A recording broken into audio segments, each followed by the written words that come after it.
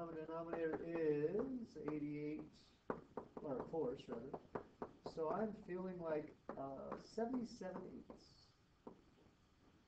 You win? I don't hear a lot of mm-hmm. All right. So first time I grade this on the test, or quiz, or homework quiz, or whatever I choose to do, I probably break it down into a 2-to-1 ratio. 2 for getting the idea. Do you know delta x, and do you know at which places you should find the heights? And then it would probably be 1 point for the answer. So even if you don't feel confident with your arithmetic, it's definitely important that you set up the organization here. So somebody who didn't show this then, just so we're clear, this is 2 points. And the answer is 1 point. So somebody that just went straight to the function and started throwing this junk, they get 1 out of 3 at best. Okay, this is what I look for. It is the most important step. It is also the most important step in terms of AP grading. You must communicate your thinking. You with me? Cool. All right, today's lesson. I'm going to warn you, it's highly conceptual and in the abstract, and it'll get better and better. But this is the hardest part for students, is not the technique. You can take a derivative. That's easy. It's, all right, great. What does it mean? That's hard. With practice, you'll get better and better. But this will be a lot of writing. It'll be a lot of explaining what this means. And it should be written well with complete sentence. And if you just get in your notes exactly what's got to be there, then you'll get used to doing it the right way, which is to say clear and AP muster, just mostly in an intelligent way, not a kind of halfway way. All right, so let me give you an example or two.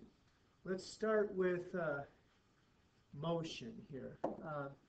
This will go better because you guys have such awesome physics instruction at the school. You have a major leg up over basically everybody else around you when they take the test. So a student leaves home to go to school. The distance from his home in miles as a function of time in minutes is given by this function here. P for position at time. So position at time 0. What is his position at time 0? What does it equal, and what does it mean? I know it doesn't say this in the paper. Just you tell me. What is P at 0 equal to?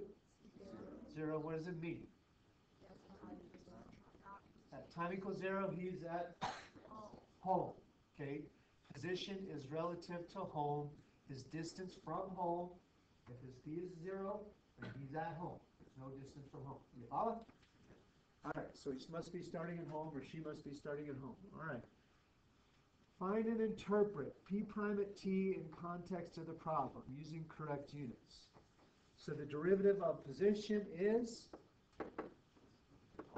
velocity. Okay, so this has 2 parts to it. Find P prime at t, so find the derivative, and then interpret. Now finding the derivative should be the easy, soft points. P prime at t. What's the first part of your derivative, Tommy? Is it 100 over t squared? Over t squared, or 100 times Or t squared? 100 t squared over. Okay, cool. And Evan, what's the second part of your derivative? I don't care if you reduce it or leave it ugly, whatever. Be 3/25. Okay. T. Okay. I agree. I agree. What about the last part, Brian?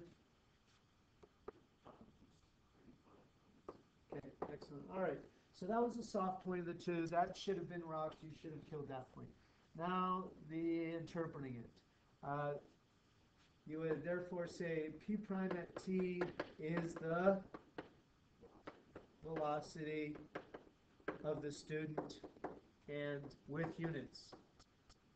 Now be careful here, it's miles per minute.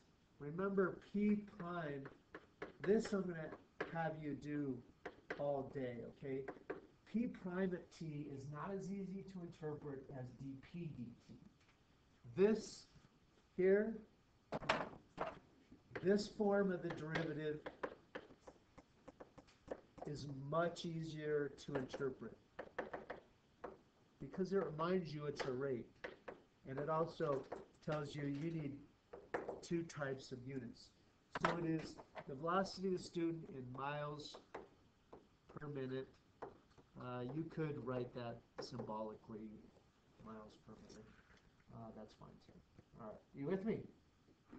Generally, when you interpret a derivative, it's blank p prime at whatever is the rate at which blank is changing. Now, this is more general. This works every case, but in a motion case, rather than say it's the rate at which position is changing, we go with a little cleaner version. It's velocity. You follow? Yeah. All right. Now, when you find a numerical answer, you may use a calculator here. Then you're going to have to do a little bit more on the interpreting. Will you please just find p prime at 8? What do we got there? You can do it with your calculator, or you can do it by hand if you really want to make yourself think. Minus 412, 96 over 100, plus 35 over 100.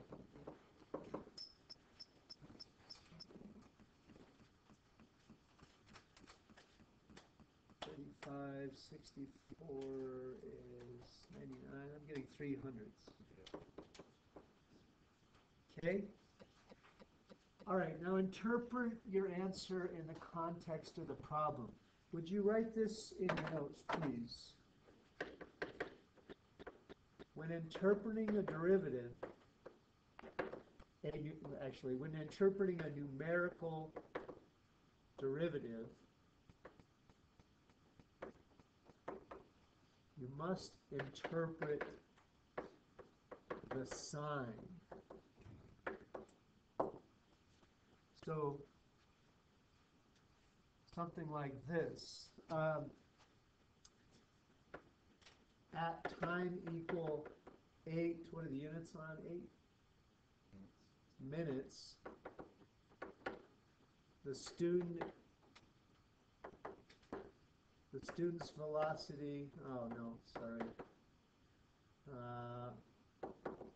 Don't worry about the interpreting the sign. That's for my next example. I was thinking the velocity is 3/100ths, what? Miles per minute. I'll come back to the sign in a second. I was thinking my next example. I apologize. I'm all over the place today. Okay? Generally speaking, at time equal blank, the whatever is increasing or decreasing at a rate of blank with units. We'll get to that in just a second. For velocity, you don't have to do increasing or decreasing. Ready to move on? Okay, cool. Would you try example 2 then on your own, please?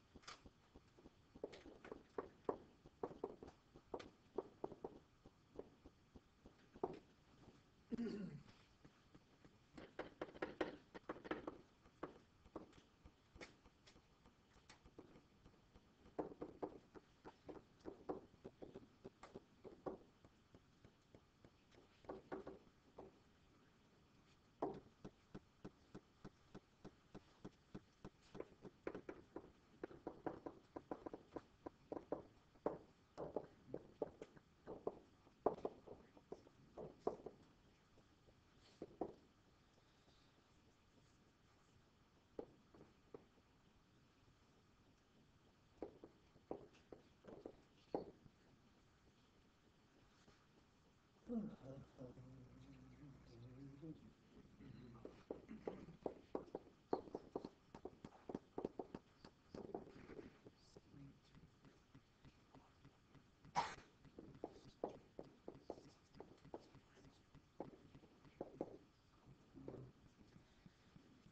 ready? So tell me what your interpretation of A was, Alexandra.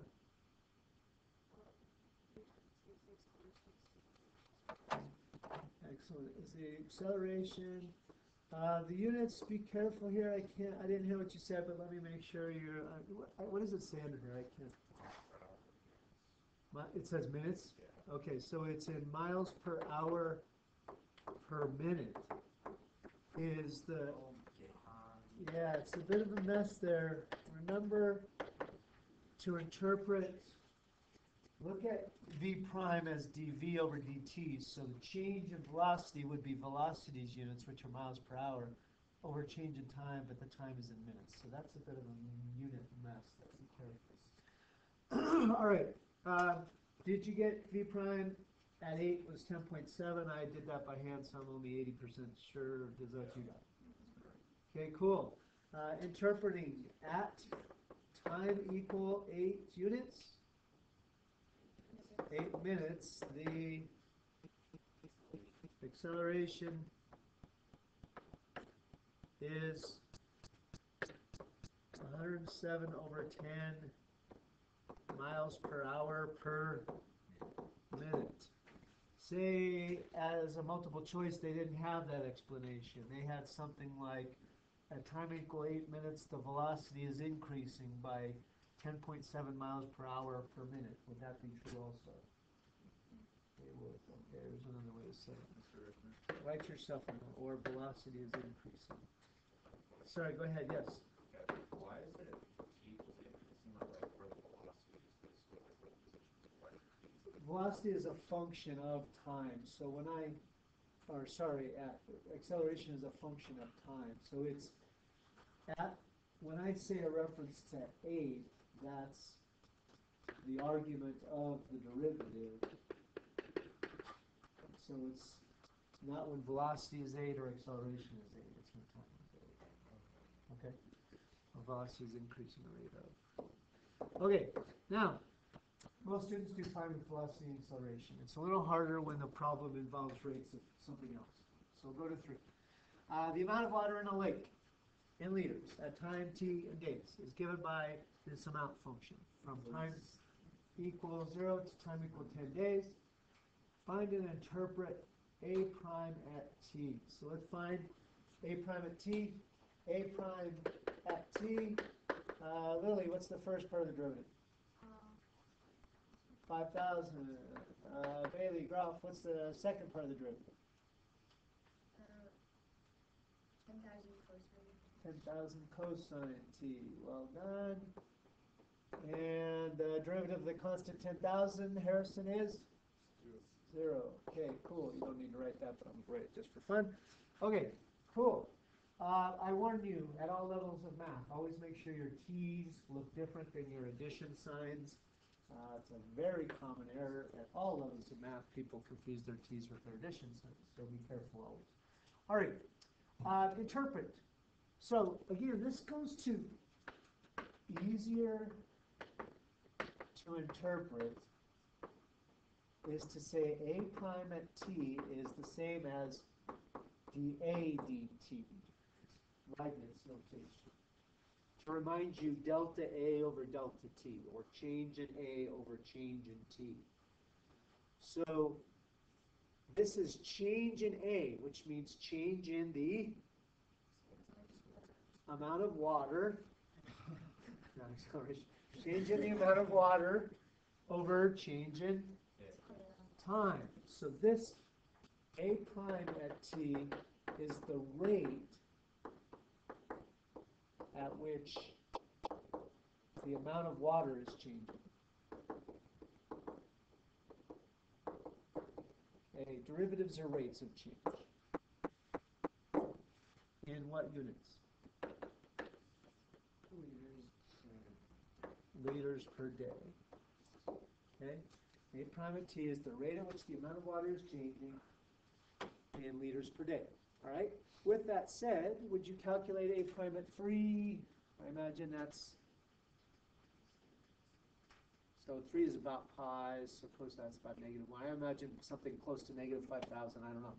A prime at 3 is roughly, give me 3 decimals. -4,899.9. Use place value for pin's sake. -4, 1,809. okay, and then decimals are fine, go ahead. 924? Okay. All right. 4925. Yeah, rounded or truncate, sounds like you take 4 or 5. All right. Interpret your answer in the context of the problem. All right, so this goes to what this is what I was referring to before. When you interpret a derivative, you must interpret the sign. Okay, so this is what I'd like you to write in your notes, please. At time equal 3, what are the units on time? Days.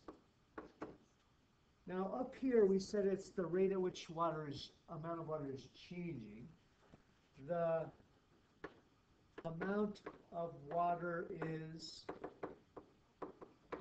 now would you write changing in your notes, but then cross it out and above it put increasing.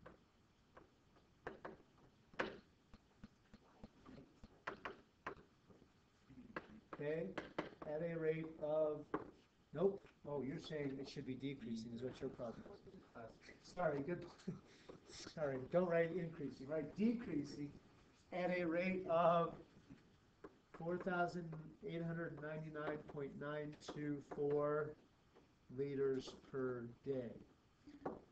It is true to say it's changing at a rate of 9, but they want to see that you understand what a negative rate of change means, and so they expect for you to get full credit. You really have to interpret the sign. Hey, this is a negative derivative, so the amount is decreasing. You have to say that decreasing is right.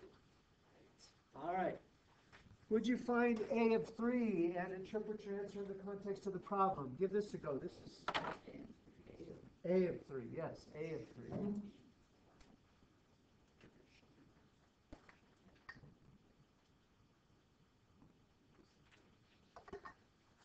In retrospect, I probably should have had you do this. In any P-style and a multiple part problem, you typically read the whole problem.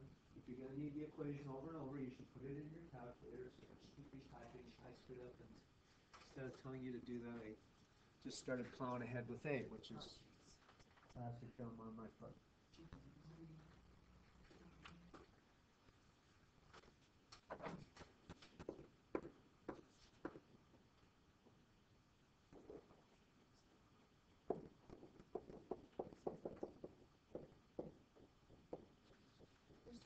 Yes.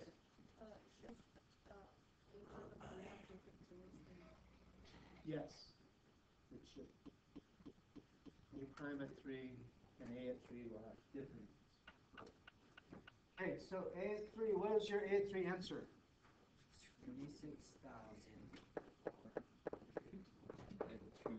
411 and 2/10? Yeah. Okay. At time equal 3 days, what?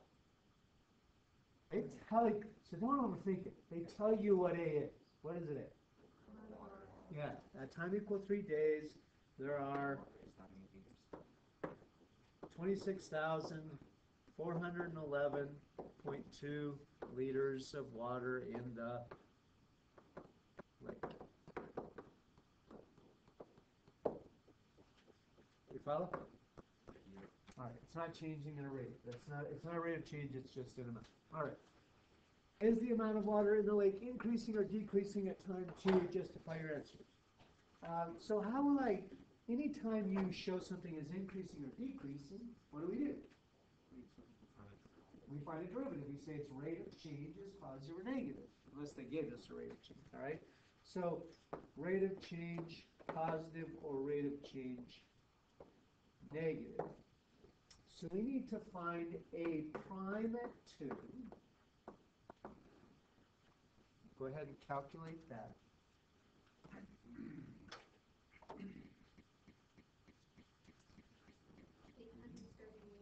838, Like 532. 532. Okay? All right, now I'm going to number the 4 things they would look for. Okay? First of all, they would expect you to communicate, oh, this means derivative. Increasing or decreasing means the derivative. Second, you have to give the evidence. You can't just say, hey, take my word for it, it's positive.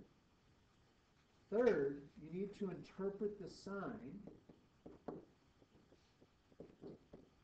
So by this, I mean this is greater than 0. So, and then 4 is your conclusion. Is it increasing or decreasing? Okay? The amount is changing at a rate of 838, which is positive. So the amount is increasing.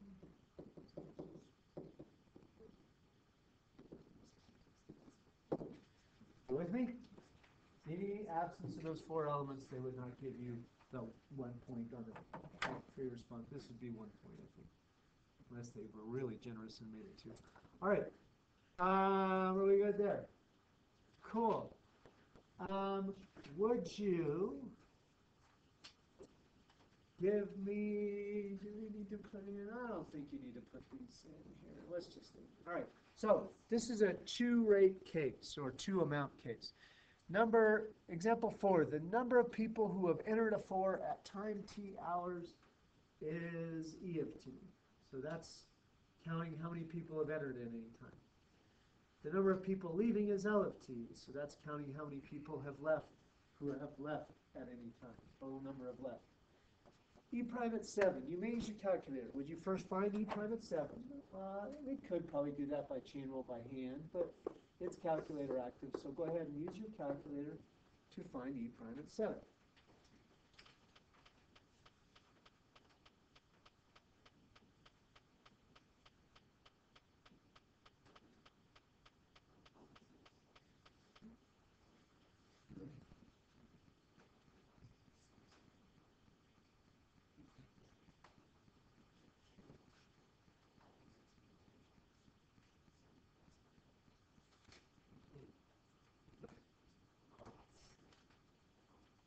All right, give me your answer 3 decimals. A rate can be decimals, by the way. I know it's people, but it's a rate. So go ahead. Somebody shout out your answer to E prime at 7. 5.938. Okay. Interpreting.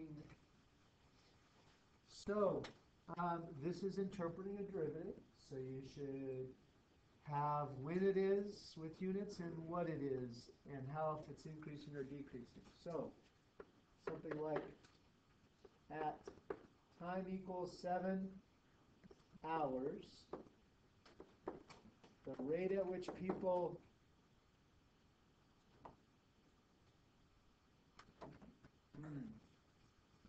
well, let's see here. How did you say it?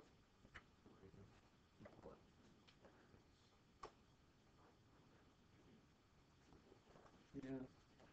I guess it's going to be hard to get increasing or decreasing in here because the number of people increasing, decreasing has to do with enter and leave. So I'm going to go with what you got here. The rate at which people enter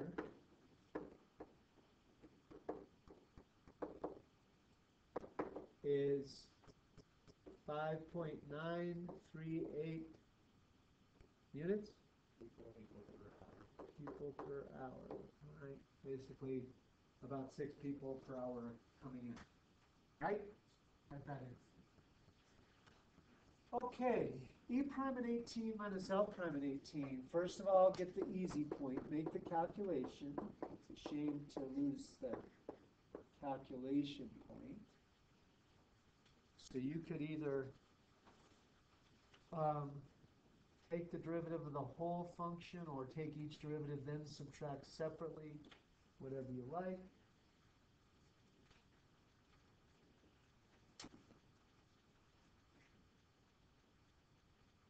My calculator is dead.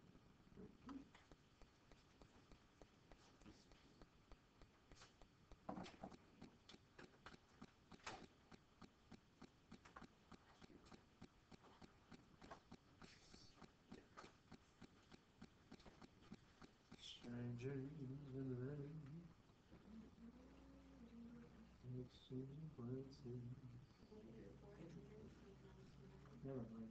Let me throw out their answer. Negative 400, Negative 400.929, like that. Okay. Wow. All right. So what do we got here? What's E prime? The rate of people entering. And what's L prime? The rate of people leaving. Okay. So what's the combination of the two? The total number or the rate of change in the total number? Rate of change in the total number. Okay. So let's explain here. At time equal 18 hours, what? The total number of the people, is that what you're saying? The total number of people in the fair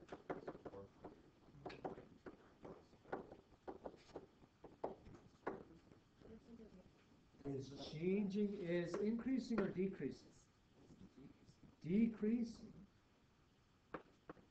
at a rate of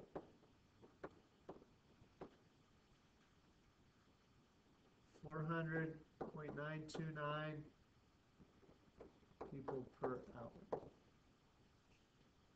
All right. In other words, at that time, way more people are leaving than entering. It's late in the day, I suppose. Okay. Is the number of people in the fair increasing or decreasing at time equals 17 hours? What would I need to do? E at 18, L at 18, E prime at, or 17 rather, E prime at 17, or prime at 17? If I want to know increasing or decreasing, do I need to know number of people who have entered or the rate of people entering? Rate. So I need to find E prime at 17. So you could actually do this one of two ways. You could say, what's E prime at 17 and compare it to L prime at 17 and say, hey, look, E prime is bigger, so more people are entering. You could do it that way, or you could do a combination rate like we just did up there. This is what most people do because it's fresh in their mind. So what else could you do as a single rate of change for overall? E prime at 17 minus L prime at 17, and then just say interpret the sign. Which way do you want to go? Okay, so if you say E prime at 17 minus L prime at 17 is blank negative 774. Okay, now this goes to say what you did with calculus, give your evidence, and then interpret the result, the sign, and say the answer. So this is negative. You could say the word this is negative, or you could say this is less than 0. Either one's fine. So the number of people is increasing or decreasing? Decreasing.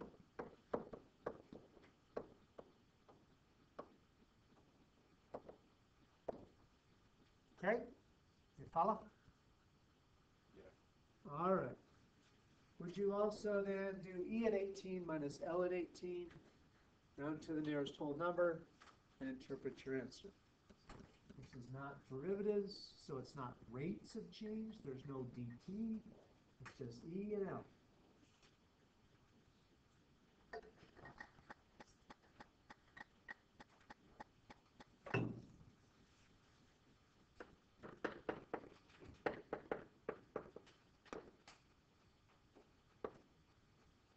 What did you say, Miss Mara? Did you get that for me?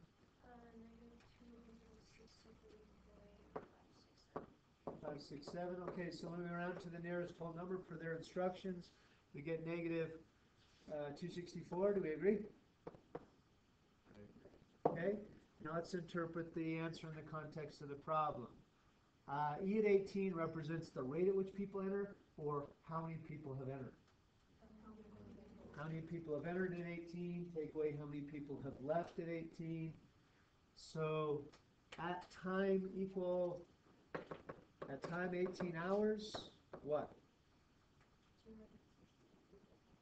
264 people have left, or 264 more people have left than have entered. What is the second one? Yeah, it's the second one, okay? If I said 264 people have left, what would that represent? That would be L at 18.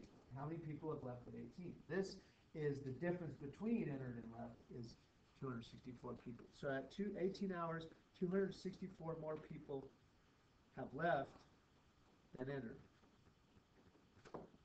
Or the number of people have left is 264 more than the number who have entered. There's a couple different ways to phrase it.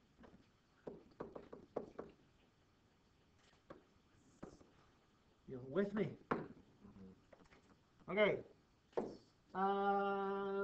That was the hard part. This is a unrelated technique type topic. Let's switch gears here. Students will find the equation of a normal line. That's my objective. If you can do a tangent line, then you can do this. A normal line is perpendicular to a tangent line.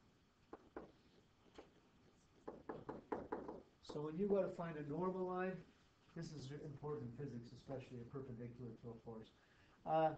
When you go to find the equation of a normal line, it'll almost be identical to tangent line. You'll need a point, a slope where you use the derivative, and then you write point slope form. The only difference is you're going to use the opposite reciprocal of the tangent slope. Okay? Opposite to send it with a negative slope instead of a positive, or vice versa, and reciprocal to make it instead of flat steep or instead of steep flat, all that kind of stuff. So if I asked you the equation of the normal line to this, let's start with point. The point is x equals pi over 6, and the y, or f of pi over 6, is 3 sine pi over 6, which then we square. What's the y? 3/4. True. Okay, so the point is pi over 6 3/4. The slope, communicate the calculus, you find slope. Now this is the slope of the tangent line. This is the only part that people tend to make a mistake because they forget to distinguish between one and the other. The slope of the tangent line is f prime at pi over 6.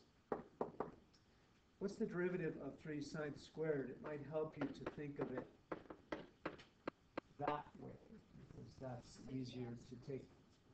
So 6, so by chain rule it's 6 sine x 6 sine x to the first now times cosine of x. What if on a calculator or on a multiple choice they had nothing like your answer and they used an identity? What's another way to write that derivative with an identity?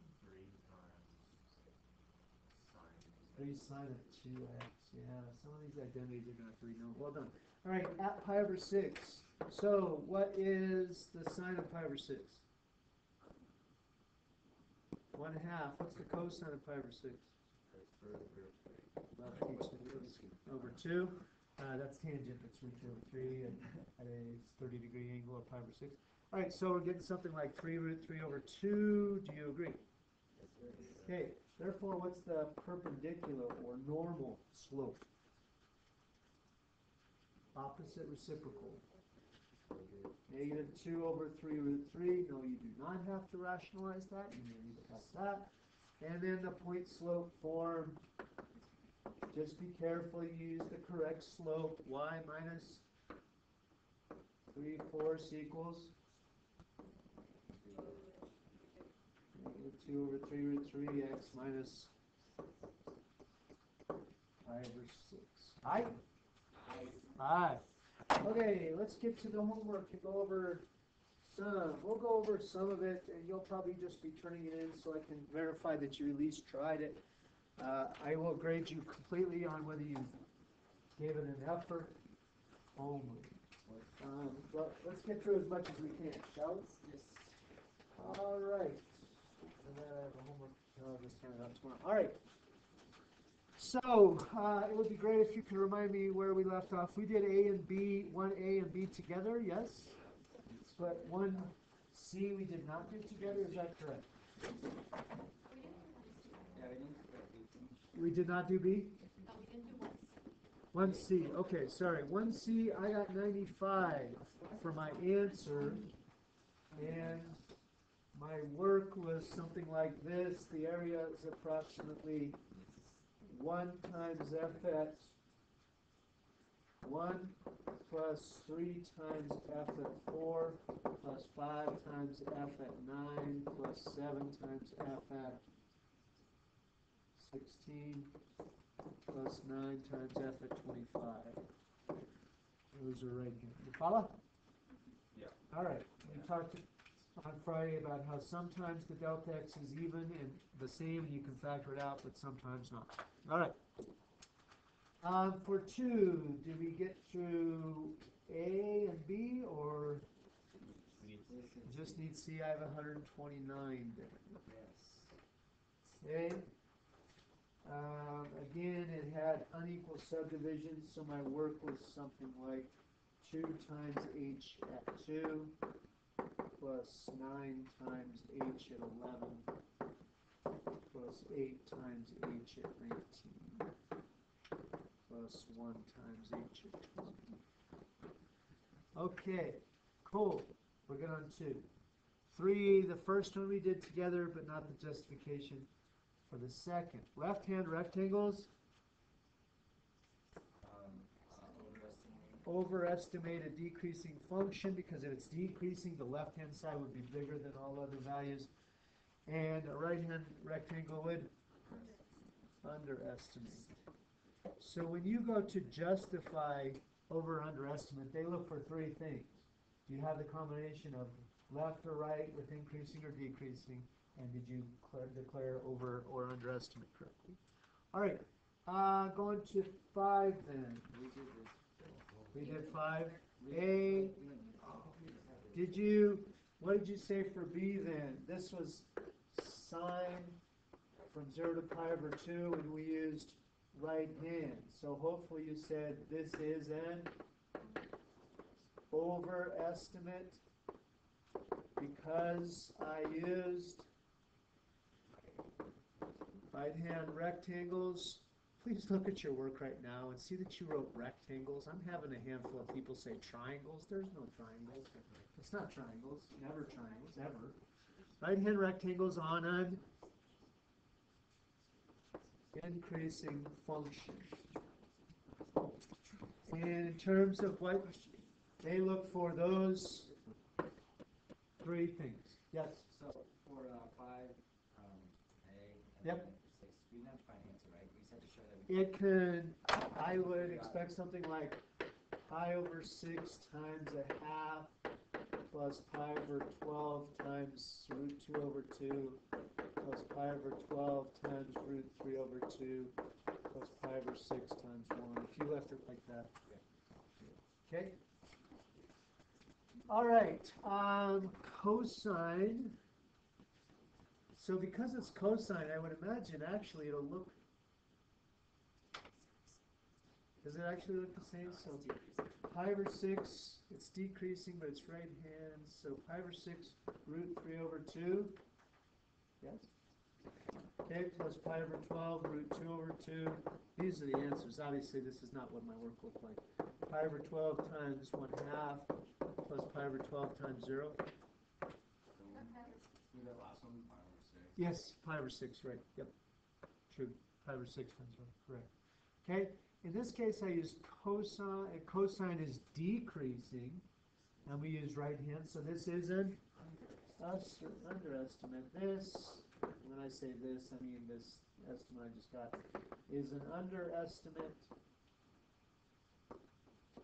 because I used right hand rectangles. You may abbreviate RRAM on a decreasing function. RRAM stands for right rectangle approximation method. I. Okay.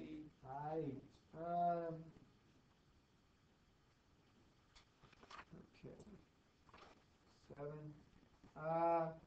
So 2 pieces to this, your estimation and your over-underestimate claim. Did you get After good, were you able to factor out a delta here? If you don't factor out a delta when it's an equal subdivision, will it still be okay if you do lots of separate? Yeah, it's fun, that's just general. A little more work, a little more writing, that's fine. So, your estimate should be 60, at least that's what I got. Is this an over or underestimate? Okay, this is an underestimate because I used LRAM on a what?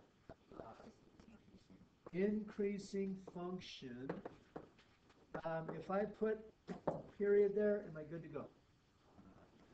Okay, so here's the problem. On the AP test, anytime you make an inference and something's not clearly said for you, you need to communicate. So that would not get full credit. How do you know it's increasing? It doesn't say it's increasing. You made an inference. How do you know? From 0 to 20, that's the interval doesn't need to be said. How did you know it was increasing? No, the x is always increased. And if you say, oh, look at the Why table, they're increases when increasing. Yeah, why is the eyes X increasing? No. So, I mean, just because the table looks like it increasing doesn't mean this doesn't negative 100 million. That's telling you. Okay, that's how you know it's increasing, and you must say that, okay?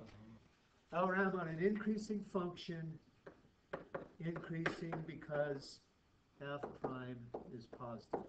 They told you in code that it's increasing, and you needed to decode it. You need to say why, okay? That makes sense. Good morning, Evelyn Jaguar. Please rise for the Pledge of Allegiance. Ready? Begin. I pledge allegiance to the flag of the United States of America and to the republic for which it stands, one nation under God, indivisible, with liberty and justice for all. All right. All students, tomorrow is career day. Please dress for your dream career. Students, administration would like to ask that music be played during any spirit week be kept at a volume where you and individuals in your immediate vicinity can enjoy the tunes but not across the hallway. Please keep the volume down and be sure to use the censored version of all songs. No explicit content. Thank you. These poor seventh graders are being. Guys, make sure to come to the shelter for food, games, and $6 nothing but cake on Friday before the game. Decorate your car from 5 to 5:30 at the school. 45 meters. And then head to Trailblazer for the party from 6 to 7:30. Make sure to bring your own car paint. Do we do Can't 9? drive? Take the van bus. Fill out your permission form at the Manville office by Friday. Only 50 seats are available, so hurry, sign up. Are you interested in educational travel? Travel to another country's global glimpse this summer. $1,000 scholarships given to every Dublin student. Even more money available for some students. You might be able to get on a 16-day leadership trip for only $500. Talk to Mr. Powers for more information. Teacher recommendations are required. Meeting for more info in Mr. Powers' room, West 102 on Friday, the 4th, 7th hour. The National Association for College Admission Counseling Fair continues this week. College students are for all students and are during class time. You will need a pass for counseling. Stop by and sign the college visit book. Today's visits begin at 10:30 with Davidson College from Davidson, North Carolina. At 1 p.m., Stonehill College from Eastern Massachusetts. And at 1:45, Colorado Mesa University from Grand Junction. Tomorrow, look for Union College, University of Guelph from Canada, University of Michigan, GCU, and Gettysburg College. Okay. The Daniel Scholarship Program online application opens October 1st. This is for highly motivated students to earn a 4-year annually renewable scholarship to be used at any accredited non-profit college in the U.S. Your parents must have an adjusted gross income of $85,000 or less. Stop by counseling if interested. Lifetime pictures have arrived. Pictures are from August 23rd and 26th. Please stop by the office to pick up your pictures. Do you like food trucks, music, yard games, and fire? Then come to the Homecoming Bonfire this Wednesday, October 2nd. Bring your families and enjoy the festivities starting at 5 p.m. We will light the bonfire between 7 and 7:15. Jack's University Cheer Team is selling free styles of scrunchies for $4 or get all 3 for $10. Buy your not lunch. Calling all baseball players. The next Jack's baseball meeting is Tuesday, October 8th at 6:30 p.m. in the cafeteria. Coach Lee will be discussing summer baseball. Parent attendance is mandatory for all players interested in playing summer baseball. Seniors, please come to counseling and check that your name for your diploma is correct and ready to be sent to the purser. A quick signature of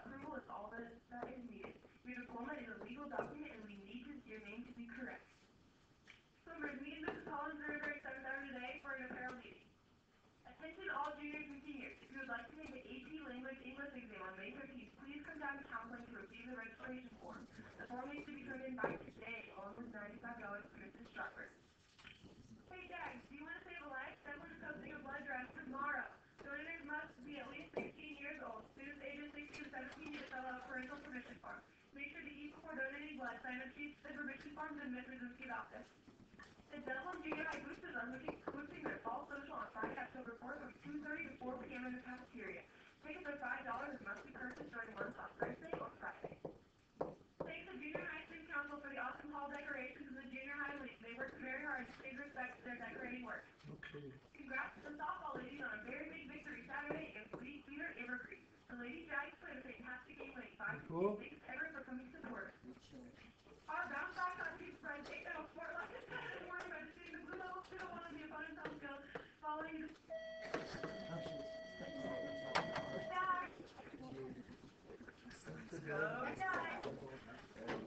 All right, get this to me by the end of the day. Have a good day. And Mr. Yes, do you have an extra one of those ones? I do. It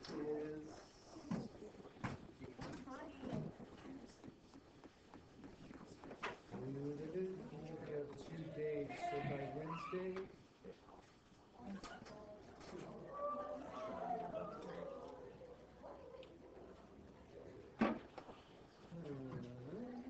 Let's see.